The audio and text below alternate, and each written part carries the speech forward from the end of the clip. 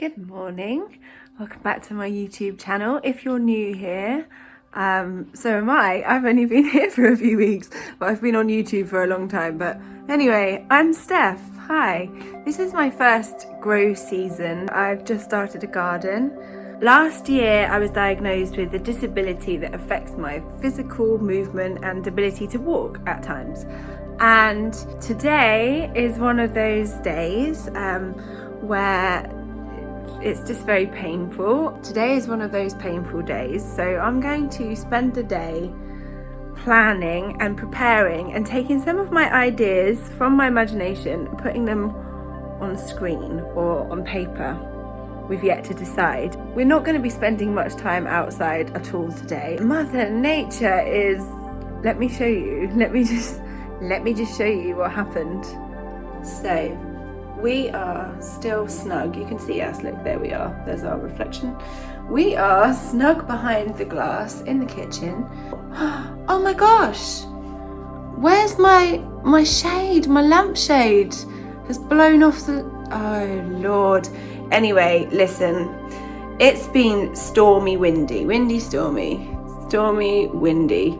We're in the first few days of May, and this is what's cracking here in Bedfordshire. I will step outside for a little second and show you. She's caused a bit of chaos, I can't lie, she's caused a bit of chaos. Yesterday my garden felt all neat and tidy and sweet and pretty, and today things are just all over the place. This has got a brick in it, only one brick, granted, but still wouldn't imagine that would just fly over like that. Oh no. Oh my gosh. No sign of the lampshade. Dog thinks it's marvellous, no doubt. Everything is just skew-if.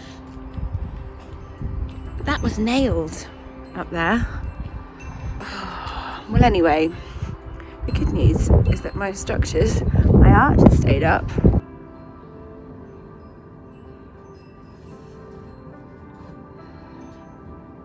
Let's go. Oh, you're such a poser. Oh, you're such a poser. Come on. Let's go, because it's too cold. We'll make some hot water bottles.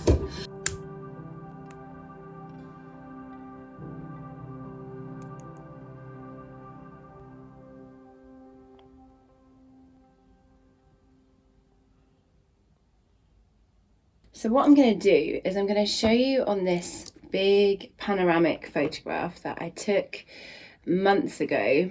So this is the before photo. I had done nothing at this point other than hang a few things around the shed and attempt to plant my mum's Christmas tree, which didn't take and died pretty quickly after this. To begin with, we should maybe just map out exactly what I have done thus far. Not used this before, no idea what I'm doing. So, as well as painting the shed a nicer colour, because the all of this wood was doing my head in. Oh wow, I've just drawn a triangle by mistake. Okay. I have also put in a bed here. We painted it with Nigella and no, we didn't paint it. We planted it with some Nigella seeds and some mustard seeds. My youngest son did that for us.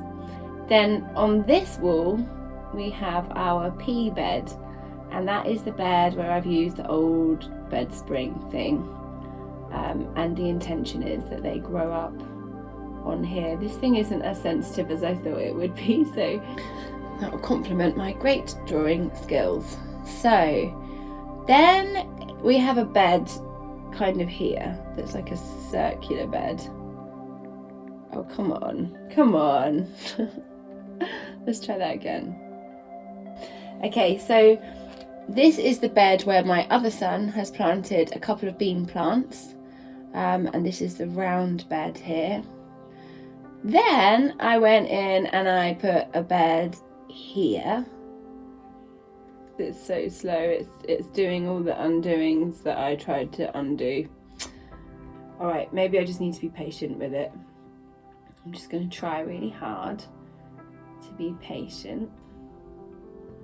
Okay, so yes, I've put in another bed here, and this bed currently has onions and an Angelica gigas in this corner right here.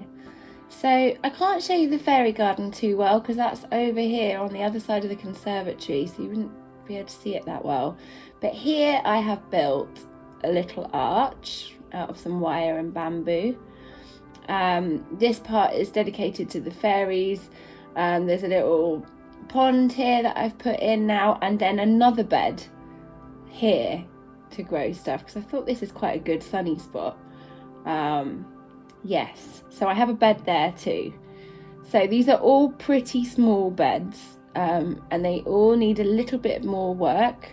I've been working on them and layering them up, but I've been using the no dig method, and starving the weeds and the things that I don't want growing of light by putting down like cardboard or brown paper folded over and that sort of thing. Anything that will decompose in naturally into the ground. So I've done that, and then I've layered compost and manure and topsoil and things like that on top. I attempted to plant some clematis on the back posts of the pergola, and one here. Alas, none of them are alive any longer. So let's just remove that. Very sad, very sad. I don't know why, but we'll talk about that later. But I do now have a wisteria that I picked up, which I really don't want to die because it was quite expensive. I felt like it was 30 quid. But I'm thinking about planting that in the back here. And I'm thinking about putting another clematis that I've got in a pot over here. I also now have a water feature here, so let's just mark out this area. And some furniture. Finally, I have furniture. So that's all over the patio, so I probably won't draw those out. Let's come back over here then. So I have extended this bed where the Christmas tree was. I've extended it right to there. Not as large as that, unfortunately, but there is a bed that runs along the entire fence, and it's very narrow. At the moment there are weeds galore, all sorts of different things growing in there. I think I've got bindweed, I think there's dandelions, there's some bluebells which are beautiful, and there were some things that popped up over spring. I still don't really know what's growing on over there. So the actual mission is to probably just plant a few experimental things in the existing beds just in case, because I've got some corn and things that I don't want to. I started these plants and I didn't really think about how much space I had for them to grow, and now I don't want to just throw them out, so I'm going to just try. It's going to be in an experimental bed. We'll plant some sweet corn plants along here and maybe just tidy up the beds as I go along. I don't know, I've got a few little plans for how to but this is going to be a big work in progress throughout the whole season.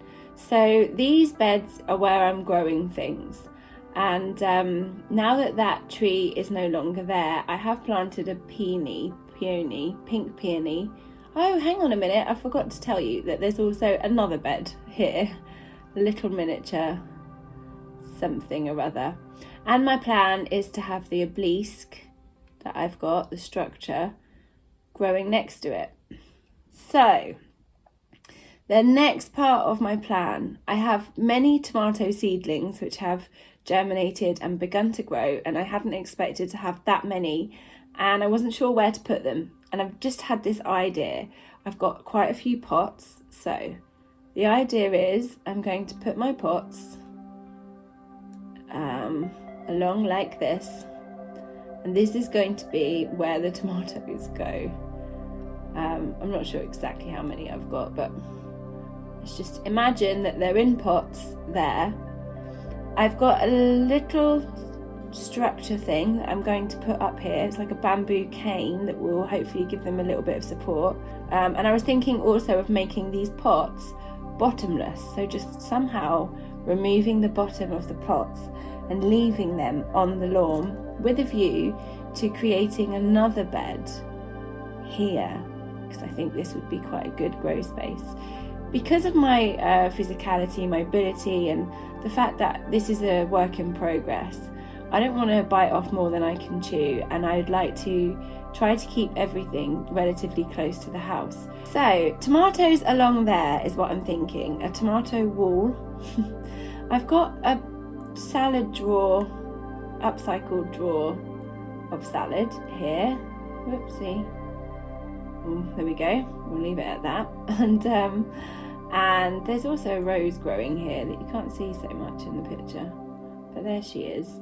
So anyway, so I've got my drawers of salad. I'm also going to have plenty of potted things. I've got 3 round pots here that I've got space for something to go in. I've got, towards the shed now, I've got some window boxes just down here, and I've put some trellis, which is blown over in the wind, but not to worry, we'll fix it. Trellis on these panels here. So I'm going to grow something growing up there. Now this bed here and the pea bed, I'm thinking about maybe extending it so that they sort of join together to create more of this shape. So let's colour that all in so you can see what I'm talking about. Like this. Something like that. So all of this will be grow space, with the objective being to grow things that can climb onto the pergola. I've got loads of sweet peas, so I think many of my sweet peas will occupy the front of the pergola. And I've got some chilli plants. Where to put the chilies? Not sure yet. Maybe they will, I don't know. I need to look it up because I don't know what their growth habit and what their needs are and stuff. This is the thing, right? Everything has needs. So it's not just as simple as like plonking it where you like. You have to think about these things. And I'm really observing the little mini microclimates that exist throughout the garden. Also along this wall, I'm going to have other pots. So yes. And then indeed, I've got a trellis pot? No, like a long, I don't know what you call these, but like a long planter. I've got a couple of those long planters, like these window boxes, but a little bit longer. And that's going to run along here. And then I've put some bamboo sticks up here already, so there'll be structure there. So a bed on that side of the wall, a couple of planters on this side of the wall, water feature, pond, happy days. Yes, so here in the utility area I have 2 hanging baskets. And they have the cucamelon. You will be able to see more than I ever can. But there should be 2 in each great shot. Oh, actually that's not bad. I can see that from there. And I can see that they are indeed in there. So that's great. So I've got 4 little plants. And the plan is to keep them in those hanging baskets and let them trail and hang them up there somewhere. So now that you have seen all the plans, I hope you'll stick around and follow the process. It's a marathon, not a sprint, is what I'm saying, essentially. Do hit the subscribe button if you have yet to do so. You know, I love to talk about the practical stuff and I have a lot to learn and I really enjoy the learning process. But fundamentally, the garden is a spiritual experience for me in my life. So I like to capture that, the essence of that spiritual experience, and I usually do that with poetry or poetic video making or some kind of artistry that's poetic. I just can't help myself. So for my next video I've created something that's a little bit more whimsical and magical and poetic and all of that, and then after that I should be back with another tour because there's lots more to see. I mean, not today, because today Today it looks a little bit like this. Lots of love and light to you all. Thank you so much for being here with me today, and I'll catch you in my next episode.